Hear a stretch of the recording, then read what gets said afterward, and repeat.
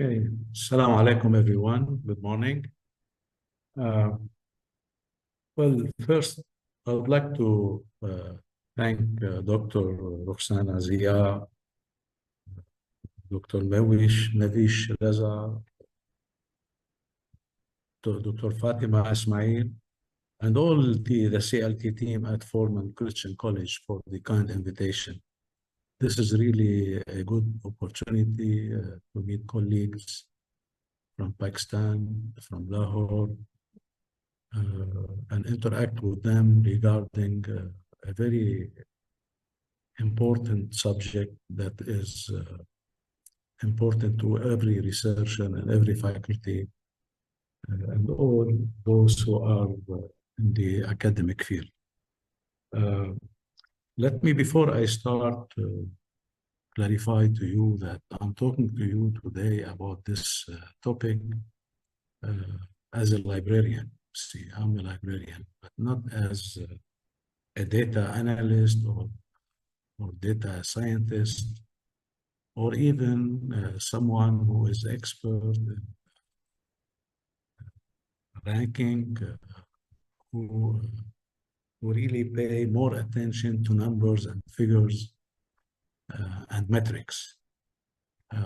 All my experience in this comes from myself as an academic and from providing services to my colleague at any university where I worked before, at Lebanese University, at Qatar University, and currently at the American University of Iraq, Baghdad. So I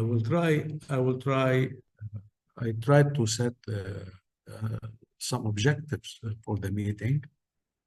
I hope by the end of it, you will, by the end of this meeting, you will be able to comprehend what research impact means in various relevant contexts, and also to recognize the tools and the strategies to measure and devise publishing impact, as well as to retain the best practices, make research more visible.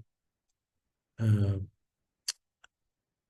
agenda for the meeting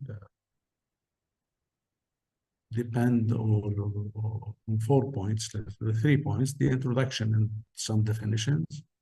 Then I will be talking about the measuring impact, and I will share with you my experience, my own experience, and the experience of my colleagues where I used to work and where I could serve them in planning for their research, how to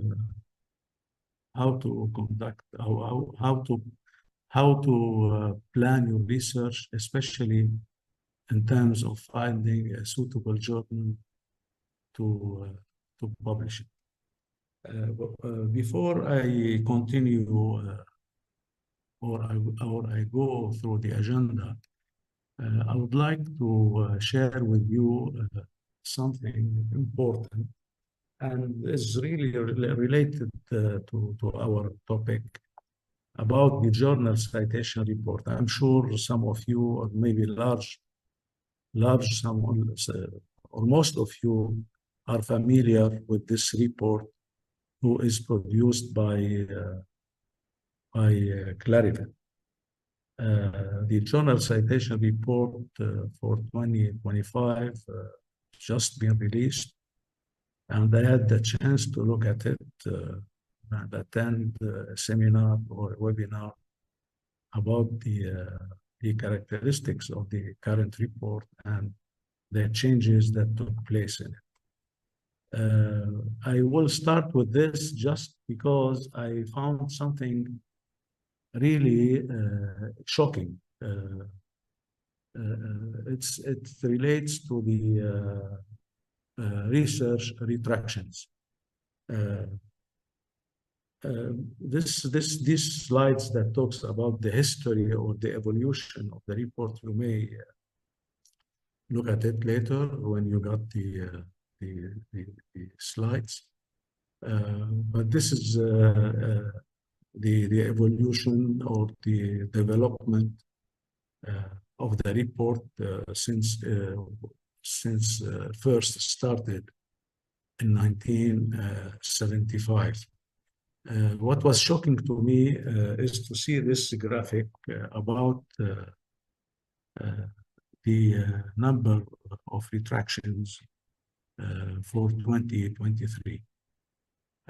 If you see, the graphic shows that the number of retraction in 2023 passed the 10,000, almost 10,000.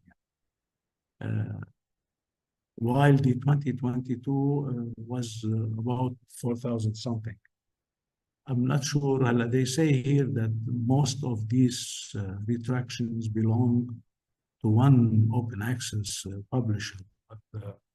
But why I'm telling or I'm raising this issue, because I think from now on the number of retractions will be increased due to the AI use in research and the misuse of AI, or even trying to depend on AI to, let's say, to provide false data or something like that. It's very bad for the researcher or author reputation to have his publications retracted after being retracted. Therefore, you should be careful when dealing with your research. And we will be talking about a lot of things related to how to conduct an ethical research and to be careful not to misuse anything related that can lead you to such case like retraction. To show you the type of misuse, these are the type of misuse that are currently found in the retracted researches. It's you may go through it and look at it and try to avoid it in the future, whether it was a salami slicing, like splitting the data from a single study but across multiple articles, or the inappropriate self-citation. You know, there are rules for self-citation, or the citation marketplaces like bring together parties who are willing to cite for payment with parties who are willing to pay for citations. And we find a lot of cases like this, or whether it's predatory publishers or paper mills, all these types of misuse. I suggest that you go through it and you'll be aware and familiar.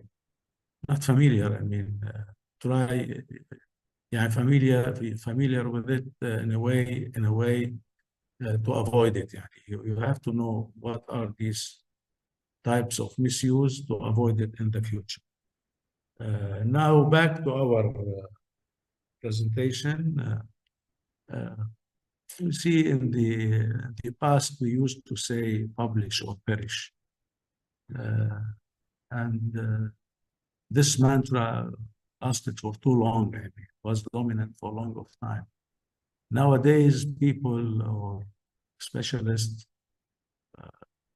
or researchers, they are trying to replace this notion or this mantra and depend on another one, since visibility with the introduction of many, let's say, many publishing tools and alternative publishing tools, including the social media channels and many other channels, they pay attention to visibility. All researchers now, they work hard to increase their visibility. They think the visibility brings more citations, and more citations lead to promotion or to be influential in your field, and also helps a lot when you apply for grants in the future. So publish or perish is no longer used as a mantra or as a notion. We consider it dead or deceased. Now we depend on be visible or vanish. So all researchers, all academics who are willing to publish, they will have to be visible, and they should find out how to make their ways into visibility through the available channels and through the available tools. And at the end, it is true that at the end is the quality of the research that count. However, there are still argument about increasing citation. Is it because the visibility or because the quality of the research? This is not this question or this issue is unanswered now. It's not answered yet, and I think we are in the future. We will go into another mantra that concentrates or that mentions quality, because quality is really the main thing. If you don't do quality research, you better quit research. This image or graphic is used by most of the authors who talk about publish or perish, or talk about publishing impact, to show that publish or perish is dead, and now we are in the era of visible or vanish. Visibility is very popular word nowadays. It's exactly like we keep hearing the word, like the term sustainability. We keep hearing this term everywhere and every day and every occasion. Everyone is talking about sustainability. Although sustainability, the other day I was attending a webinar about open access, and the presenter was saying, well, sustainability might be bad as well. It's not always good. Bad things sustainable, can be sustainable as well. So this is why I'm saying that, well, publish or perish, visible or vanish. The main matter or the main issue is the quality of the research, because it's quality research or research quality, or there is no need for you to conduct research. If we want to define what as impact, what research impact is, well, there are many definitions. Simple search, you will retrieve simple search on the net. You will retrieve many definitions for what research impact means. I can make this brief. Mark Reed say, when there is benefit, when you start to feel the benefit out of the research, that means there is an impact. Other researchers say, well, the impact, it's you can feel the impact when there is a difference. So research impact is really a difference. When you make a difference, you feel that you are making a difference. That means you have a research impact.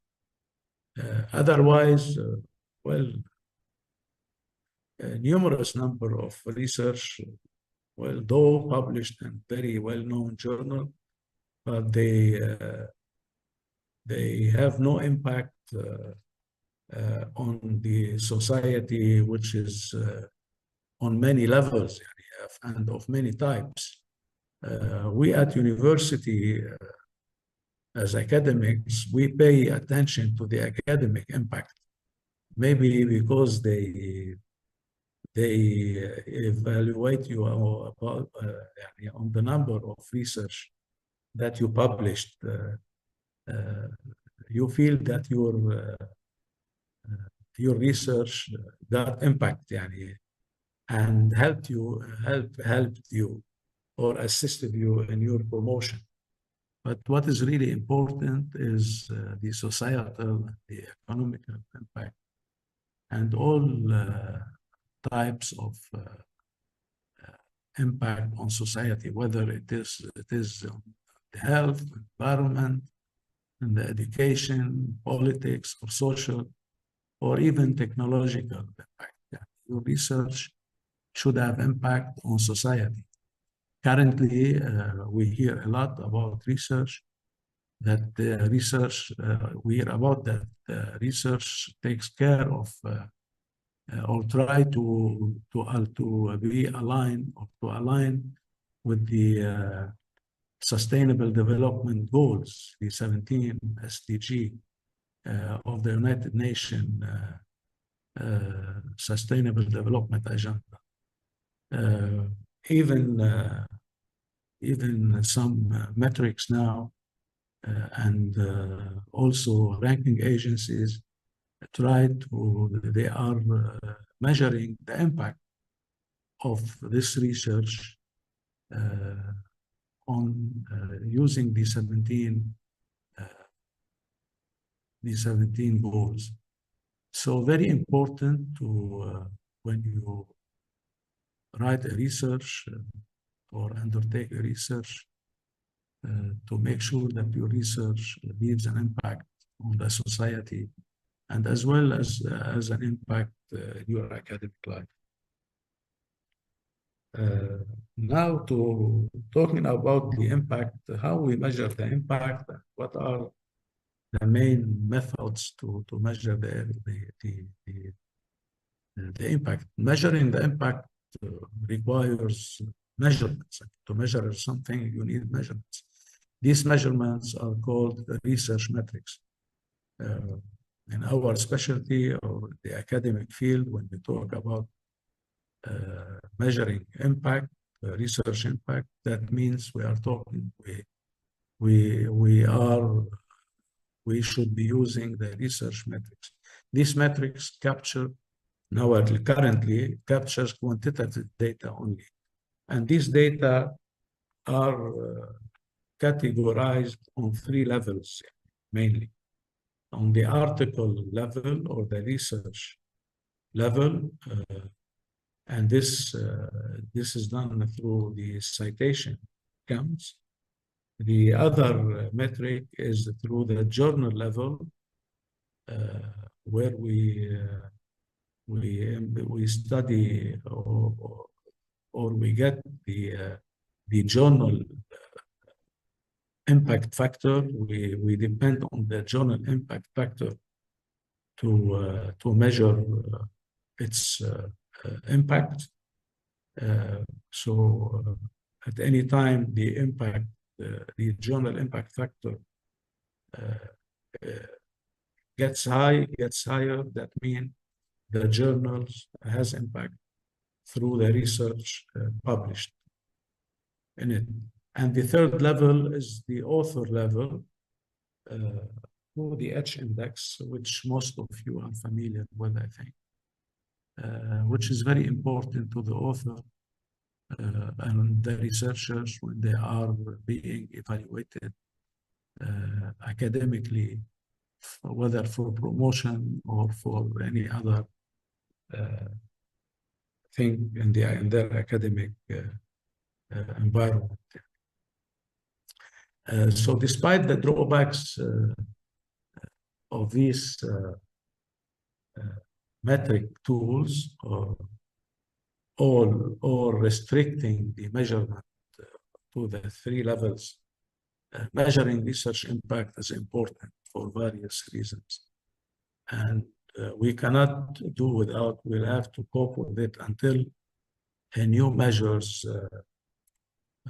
are being invented or are being applied internationally. The current research metrics gained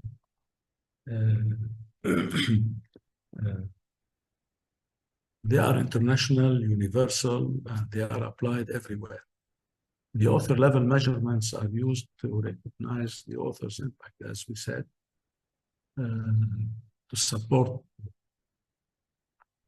the progress, his progress, the author progress toward promotion or toward tenure in certain cases in some universities or countries, or to communicate their influence on funders. So a higher H index will have more opportunity to get fund for their research. The journal level measurements help authors understand the relative importance of a journal and sway decisions on where they want to publish. Because, I mean, to be visible, you need to publish in a very high rank journal or journals with high impact factors. As long with regard to the document level or the article level or the book chapter level or the conference proceeding level, all these documents, we call them document, they are of many types, including the article. The citation counts are used mainly in accreditation and in building the author H index as well. Because the author H index is based on the citation counts for the articles he published. Here, I built this table just to show some chronology of the development breakdown.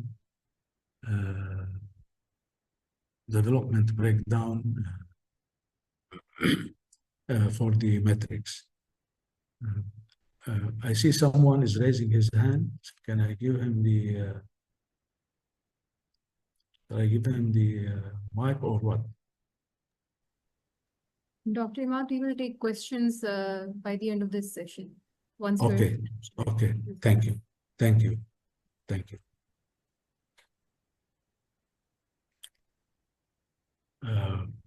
Well, the types of metrics we already mentioned that the research metric. These can be categorized by the methods they use to evaluate research. No single metric fully captures the impact or quality of research. Different metrics capture different aspects of it.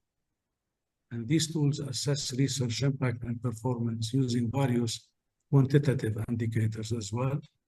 And this is why a comprehensive evaluation should consider a range of quantitative metrics along qualitative assessment. And later in the presentation, I will show you some associations who have started to raise the issue of qualitative assessment and the need for this element to be considered while using the metrics for their research.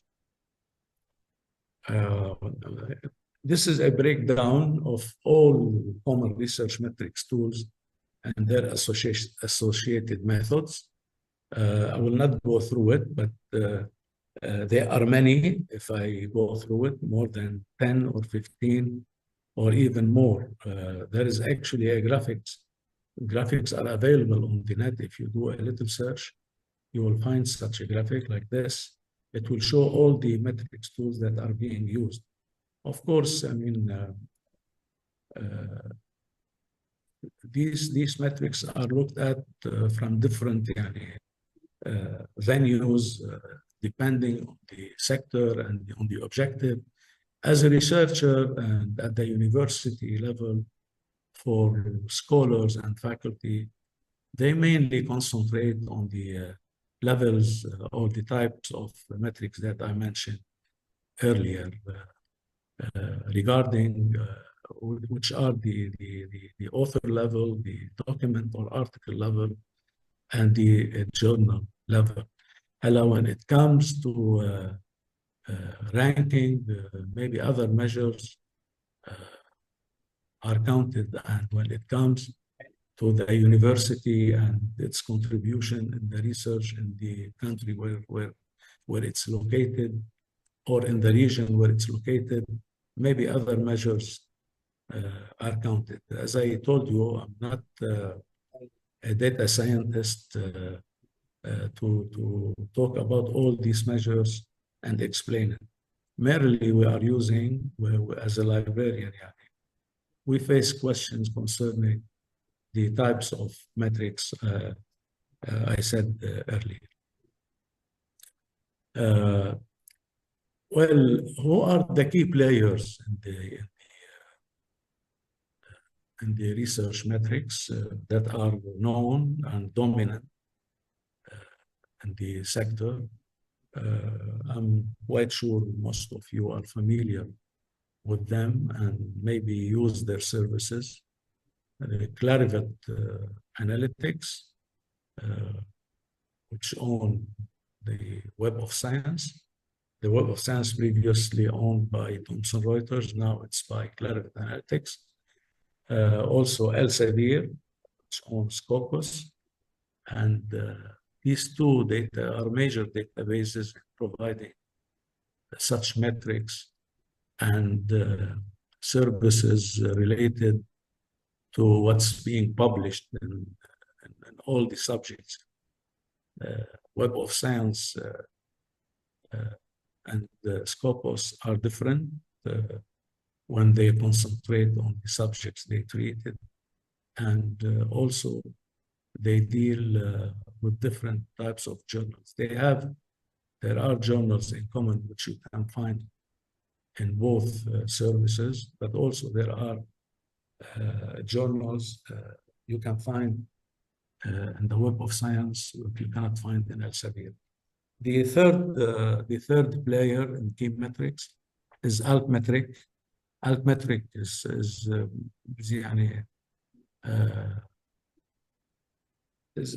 it's not recent, but it's still recent. Still recent. This is run by Digital Science Portfolio, which run many companies in this domain, including a service called Dimensions, which does the same as Web of Science and Scopus, but it's free of charge, and you can access it freely. Altmetrics depends on the mentions and that you do on social science. He's good, yeah. He's sharing cheat tips and strategies. That you do. जरा उसकी आवाज और बोलने का तरीका थोड़ा सा struggling. That you do on social media and other publishing channels or broadcasting channels. Google Scholar, of course, is a key player as well through the Google is a key player through Google Scholar as well, which you can access to find the H index of authors and the number of citations as well. Well, this is a table representing the main player, the key player, with the database they are using, as well as the statistical tool that is used to generate these metrics. For the Web of Science, they use Insights, and Scopus, they use SciVal, The Google Scholar, they use a software called POP, publish or perish, called POP. Dimensions, which I mentioned before, it's landscape and discovery application. This is their own, yani. And Altmetrics use Altmetric Explorer to find out about dimension on social media and on other alternative and on the other alternative media that are being used academically or non-academic. Well, this is the citation count. If I want to define it a little bit, it's so simple. It's a simple measurement. It's the total number of times the article, journal, or researcher have been cited in other works. Typically, high citation counts are associated with more influential works or authors. And however, as with all citation-based measures, it's important to consider how self-citation or other challenges can impact this measure. We will talk about this later in the year. This is the journal impact factor. Most of you are familiar with this, especially if you have published in any journal, Scopus listed journal or Web of Science listed journal. Journal impact factor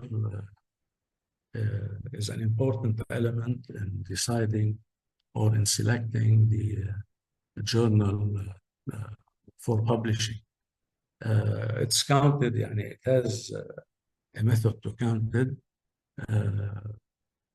It's mainly the number of citation in 2020 or in a certain year to articles published in the previous 2 years. Yani if we want to count the impact factor in 2024, we study we see the number of citation for the articles published in 2023 and 2022, 2 years before. Here is the example is clear. I mean, you can look at it, and I'm sure you know about this earlier, or maybe some of you knows about this more than me. The H index, it's simply, in simple terms, I don't want to complicate things. If someone has an index of 5 or 10, let's say, that means he has at least 10 publications. With each of these publications has been cited at least 10 times or more. Okay, so this is the way it's counted.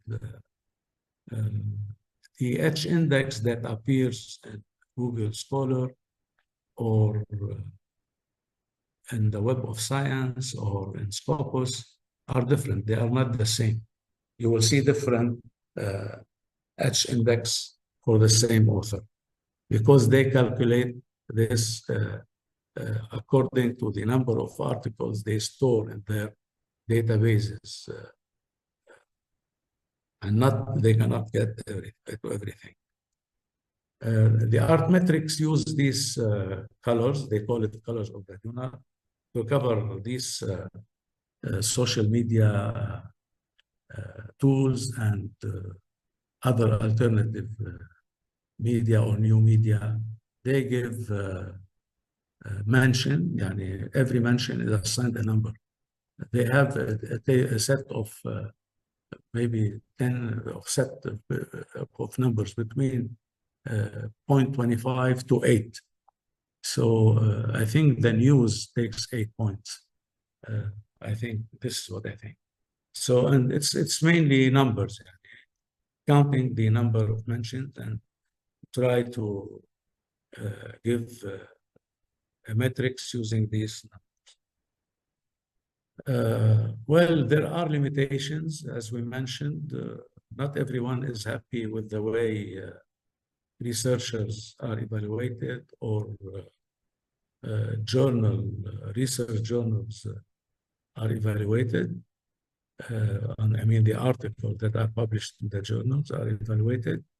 the metric tools now mainly depend on quantitative. We've started since the last decade or so to hear voices calling for other measures to be taken into considerations, and especially the qualitative element. If you go to the literature, you'll find a lot of drawbacks mentioned or raised about the current metrics that are used in the evaluation. These three association of companies or entities, they raised the voice about this issue since 2012, 2012, 2015. DORA and the Metric Tide and the Leiden Manifesto, these are influential initiatives. They are advocating a responsible research assessment and the appropriate use of metrics and research evaluation. They don't agree with the current evaluation that depends totally on quantitative method. They emphasize the need for metrics to be used responsibly, and they are calling for a shift from solely relying on quantitative data to a more balanced approach that includes qualitative assessment and expert judgment as well. They encourage academic and research institutions to develop their strategies for responsible metric use aligned with their missions and values. Well, one thing I should mention here, or I should comment here, that I think with the introduction of AI and the use of AI capacity in research, sooner or later, I think these measurements or these metrics will be changed, and other kind of metrics will take place. And some universities now started to join DORA globally. I mean, there are universities from all over the place that are joining DORA or trying to support these initiatives.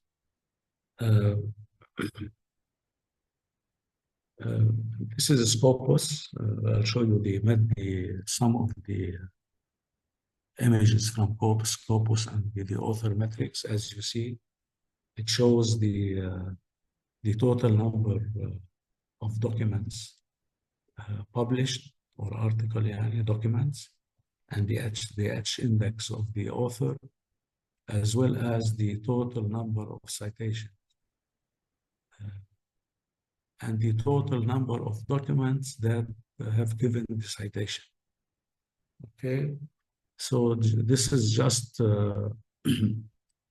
I can go online to show you Scopus if you prefer later, if you ask me later.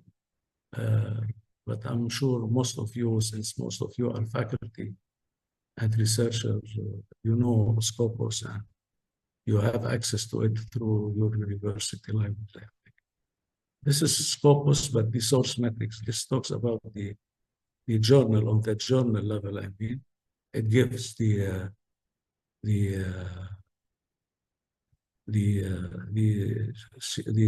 CIMAGO journal rank and the SNIP rank as well as the site scores. These metrics are used by Scopus. This is the Web of Science. The author metric are larger here. and different. The H index is there. It gives as well the citation, number of citations, and the citing articles as well. Okay, it's just to show you what kind of metrics they provide.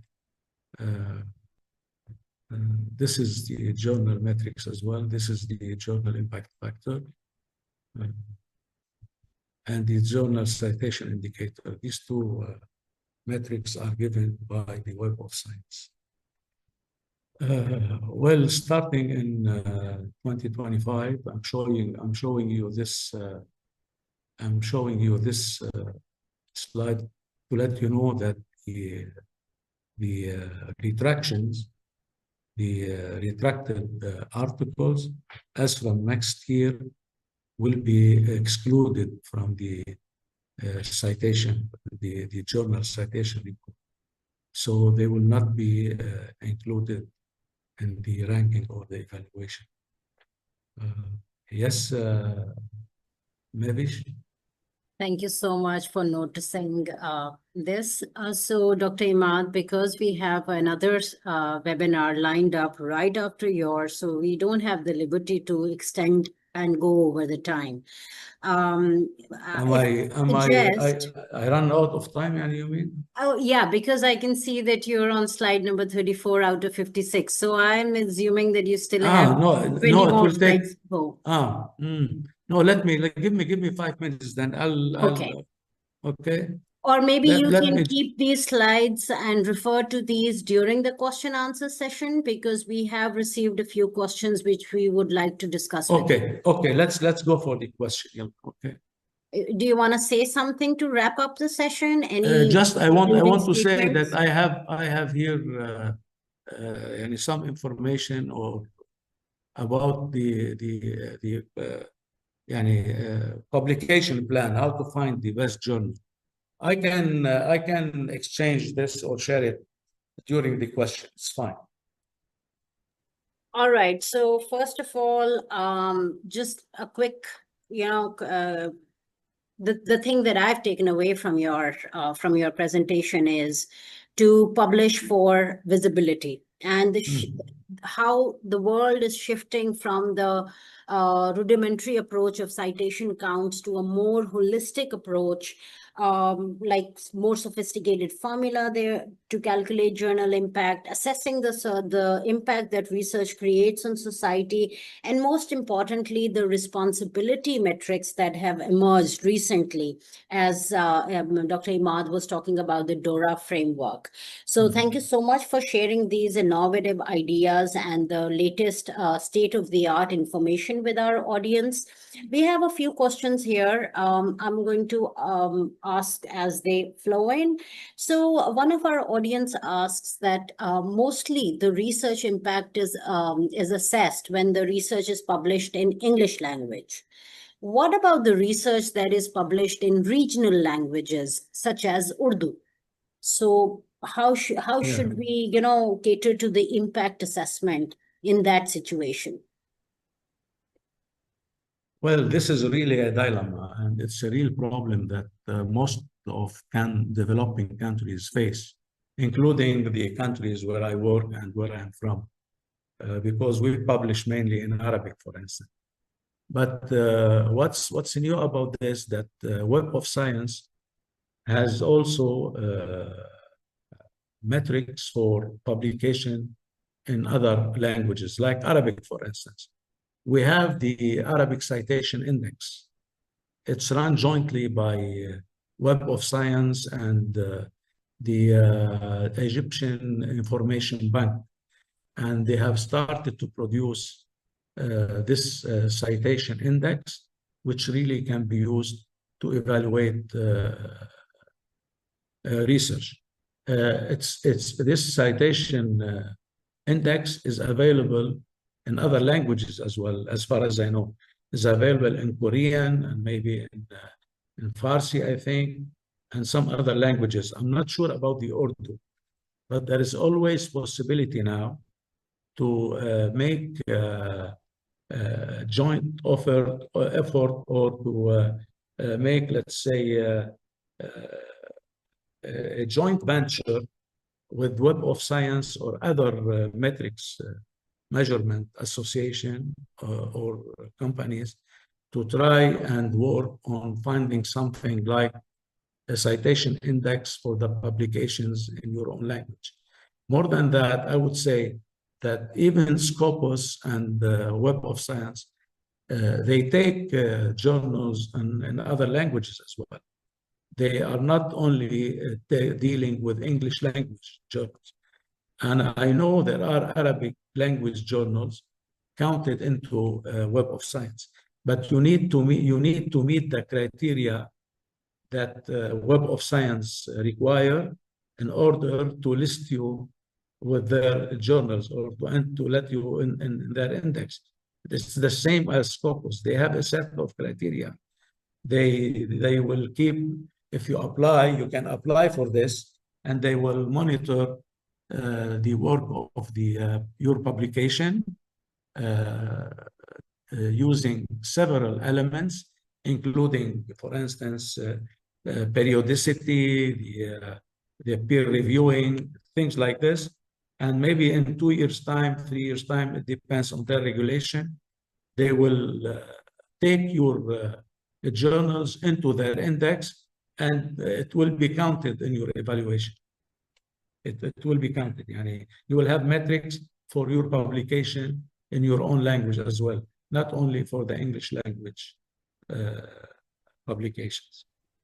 Well, just to add to what Dr. Imad has just explained, unfortunately, because we are talking about Urdu language, right? Predominantly, the audience represent the Urdu as their language. Yeah. Mm-hmm. So for indexing research that's published in other languages, usually there's a regional or national indexing system to share the knowledge and to index the research. Unfortunately, in the context of Pakistan, we don't yet have a localized indexing system. And other languages, if you talk about Chinese language or Spanish, the Latin American countries, they have their own regional indexing systems to assess the impact of the research. So moving on to the next question, we have another question where the audience are asking, what do you think how AI is influencing the quality of research? It's becoming increasingly questionable, although I don't agree with this, but and I think I think AI will be dominant. It is dominant now and will be more dominant in the future, especially in the research sides, not the teaching side, in the research sides. It will affect the quality certainly, and the number of retractions that I've shown you in the slide first when I first started this presentation. I did it for this purpose. This may be a sign. I'm not sure, although a large quantity of these retractions belong to one open access publisher, but this shows that AI has started to being used in the research. So this is an alerting signal. We should be careful of this. We should train ourselves as researchers and faculty how to conduct or undertake a research with the use of AI, but ethically and within the permitted limit. Not more than that. I'm not saying AI is there and we should deal with it and live with it and use it and get the benefit out of its potential and its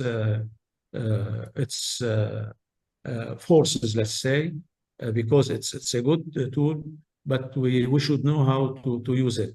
Maybe for the faculty should get in touch with their librarians, try to arrange information sessions concerning the use of AI in research ethically and within within what is permitted. Thank you so much, Dr. Imad. I don't really have any other pressing question that requires your response, but just want to conclude today's webinar. There Where, was someone who raised his hand. Is he still there? yeah, basically we encourage participants to post their comments and ask Okay, questions through okay, chat okay. Because of the limited time that we have. If there are any comments, indulge in a conversation with you. yeah, if there are any comments, even if it was to draw my attention to Well, something, people, I'm we happy have, to hear it. yeah, we have rave reviews about your presentation and the information that you have shared in your slides. And audience are greatly admiring the depth of information that you have shared. Because you see, when we talk about publications, mostly the underpinning motivation is to publish for promotions. Because there are prerequisites on the way of promotion where researchers have to fulfill certain milestones before they qualify for the next next possible position in the hierarchy levels. Yes, or for the tenure. Yeah, or for the tenure. So with your presentation, we learned that research shouldn't be only conducted for personal purposes, but it should resonate with the greater good of the society. It should resonate with the sustainable development goals and the ethical frameworks available out there so that we create an impact. And the impact is just not assessed by citation counts, but it's more than that. Yes, so thank you so much for sharing this this understanding, which is the key understanding here. And with this, I'd like to thank you. Just a quick overview of real-time participation. We have participants representing 35 different countries, 4 regions, Asia, Africa, Europe, and Oceania. So thank you so much, Dr. Imad, for collaborating with us, and we look forward to future collaborations with you. Thank you so much. Thank you. Thanks a lot. Thanks Have a for good all. day.